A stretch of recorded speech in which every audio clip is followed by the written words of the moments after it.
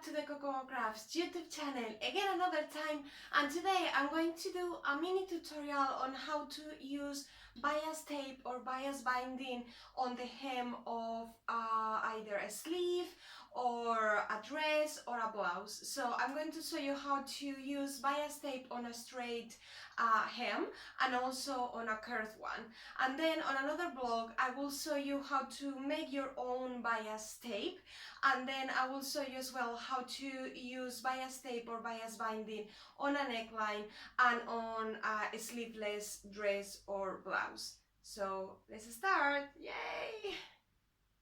Okay, so first of all I'm gonna show you what I'm going to use. I'm going to use this fabric with it, which is like completely straight. So imagine that you've got a shirt or a top or something that got a straight hem, and then I'm going to use this that I cut at the bottom more like on a curve, so that you can see as well how to hem that using a shop bought bias tape like this one. You've got different widths. This one is actually quite wide, so yeah, you can buy it or you can create it yourself, and I will do another tutorial on how to create your own bias tape, and then using these three little magic beads in here you will see how you actually can create, just cutting your pieces of fabrics on the bias, then you just put them here, take them from this side, and then you start ironing, and then you will get your own bias tape made by you.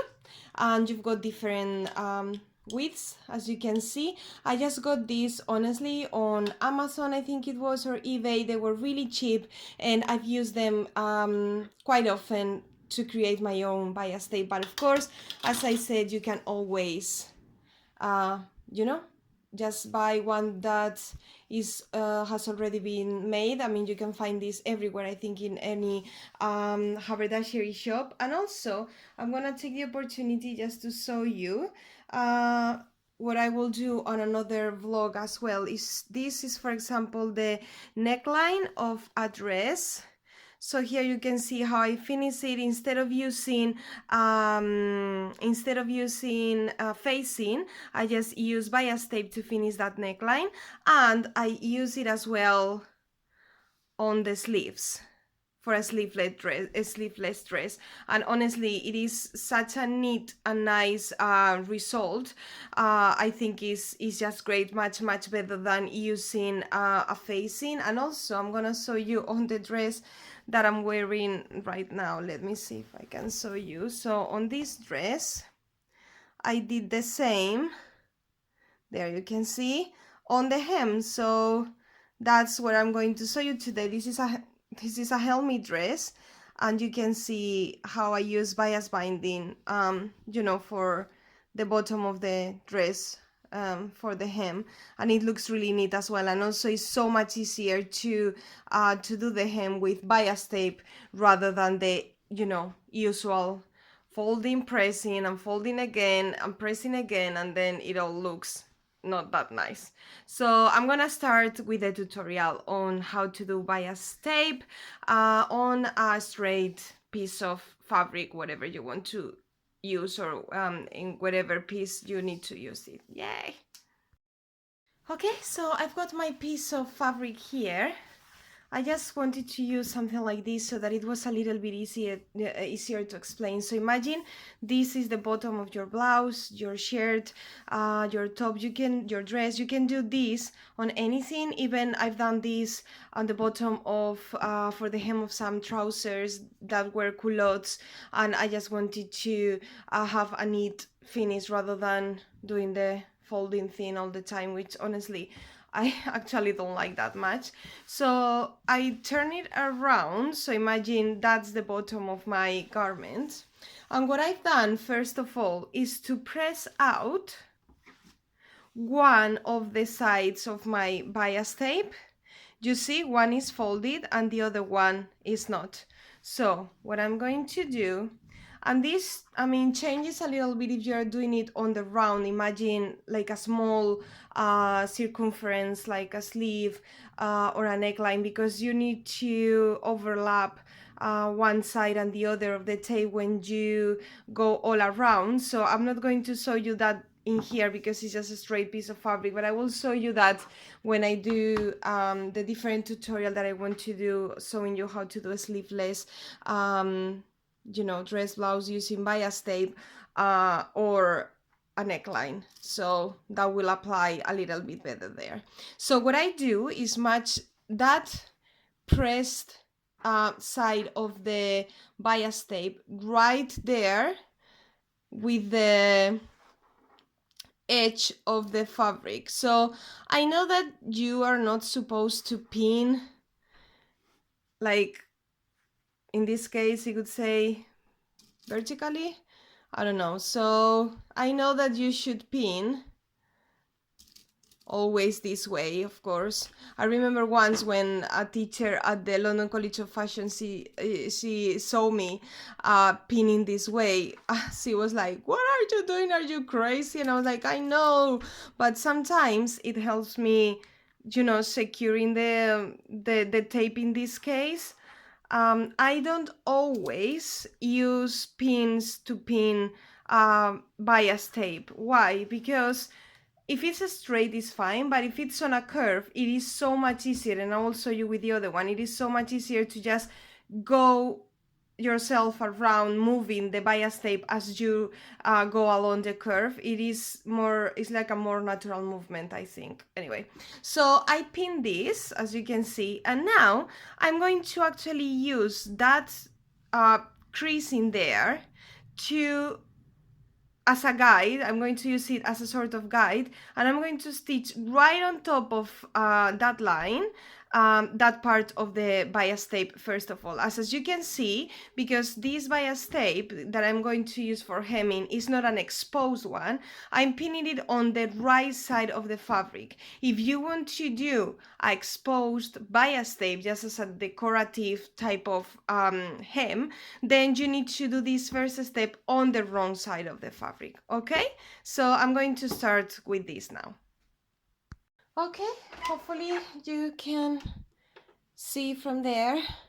Yeah, I think so. So okay, so I've got my taping here, and what I'm going to do is just go and stitch all the way down my tape. I think I'm gonna put it there. Yeah, better.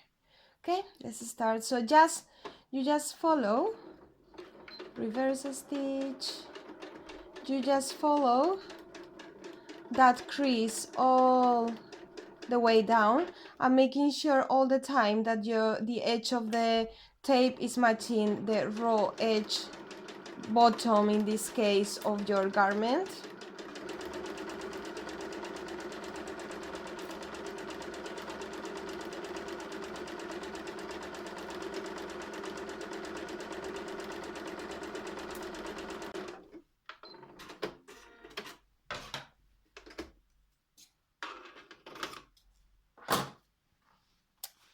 And now you can see it's stitched on that side, and what I'm going to do is I'm going to press away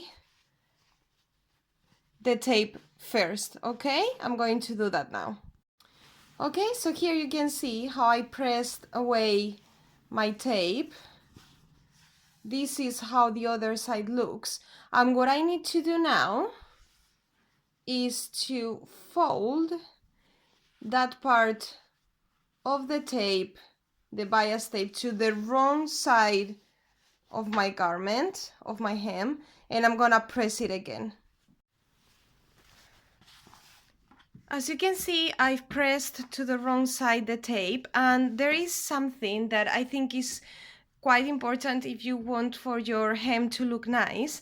And as you can see, let me see if it focuses. So as you can see here, the tape cannot be seen on the right side at all because I've pressed my tape a little bit lower, just as you can see, a couple of millimeters lower, so that you don't see the tape on the right side of the garment when you finish your stitching. Okay, so now you can pin again all the way down Now I'm going to pin properly.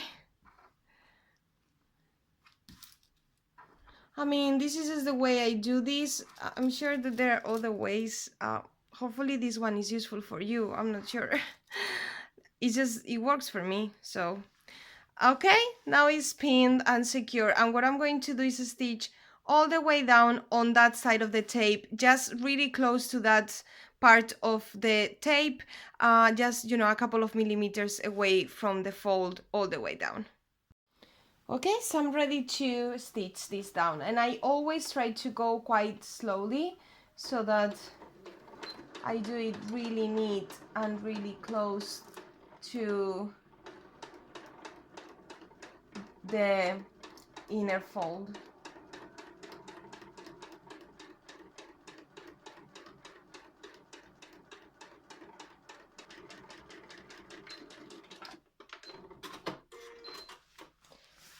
As you can see, it's all stitched on the inner side, and this is the bottom part of your garment. Of course, please don't look at how it doesn't match with the print on the on this fabric, but this is how it looks. It's super neat, and then you just give it another press and it's done. And then you cannot see the tape on the right side of the fabric, and it looks really, really neat, and it works so well with any hem, and especially with curved hems. I'm going to do the curvy one now. Okay, so with the curvy one, this one actually looks pretty similar to my helmet dress, the one that I'm wearing now. So you could do exactly the same.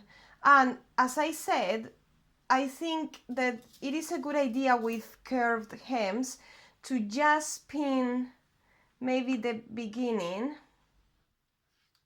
Okay, and then right there. And then just do it more like naturally. I don't know, it works for me doing it that way. Hopefully it will work for you. Is it focused, the camera? Yeah, I think so, right? Okay. So I do exactly the same. I start right on the crease. Okay.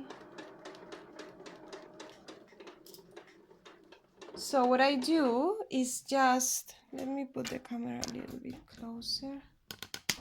There. So what I do is to make sure all the time that the edge of the tape is matching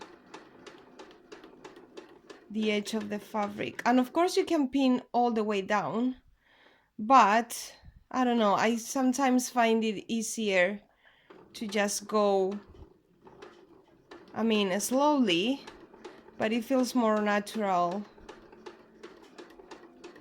doing it like this. Also, this curve is not like major, it's not very big, this curve. It's okay. So yeah, as you can see, it wasn't bad at all. So I just go all the way there. Oops. Sometimes you lose, of course, if you're looking somewhere else, then you lose the line that you're following. When that happens, and then you fold the, like that happening there, when you fold the tape, it may not look as nice, so maybe you need to unpick. As you see there, I didn't follow them. I didn't follow the line exactly, but well, we all survived, right? Okay, so now I do exactly the same, and in this case it's really, really important to press. Okay, so I'm gonna press. Okay, so I've pressed in there. It's a little bit tight.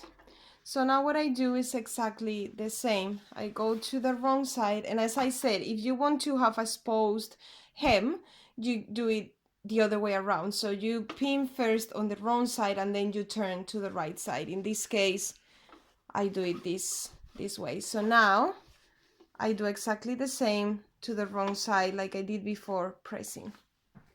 Okay, so now it's pinned, and as you can see here, I'm going to have a little bit of trouble with the tape because it's going to fold, so what I try always is to stretch it out as I do my sewing so that it doesn't create any pleat. But if it happens, well, it's not the end of the world. I will try my best to make sure it doesn't happen.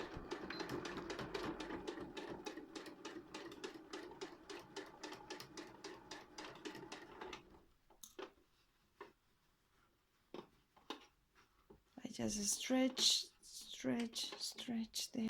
So what I usually do here, just to go now to press this a lot so that it looks properly nice. So let me go to the iron again now. Okay, so this is our curved hem with bias tape.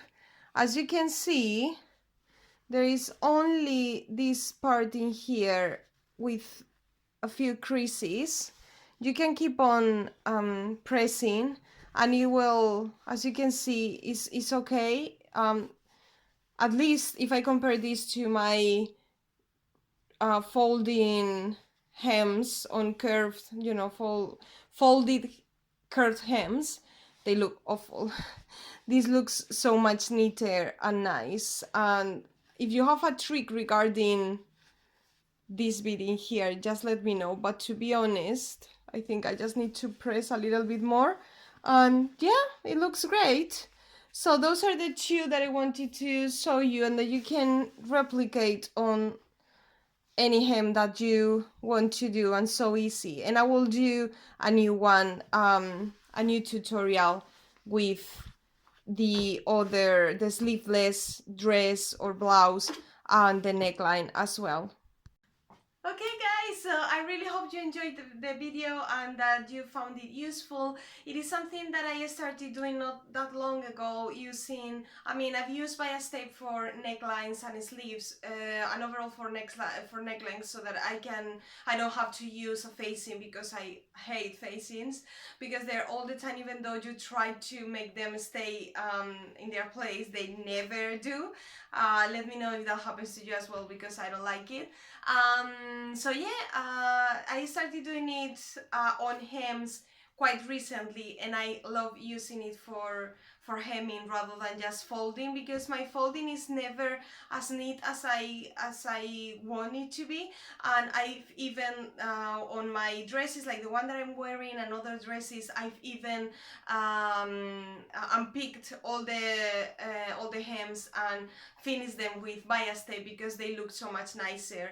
At least that's what I think. I don't know, maybe you're not into it, but I really like it. So yeah guys, that's it. That's the video for today, the tutorial. Hope you liked it.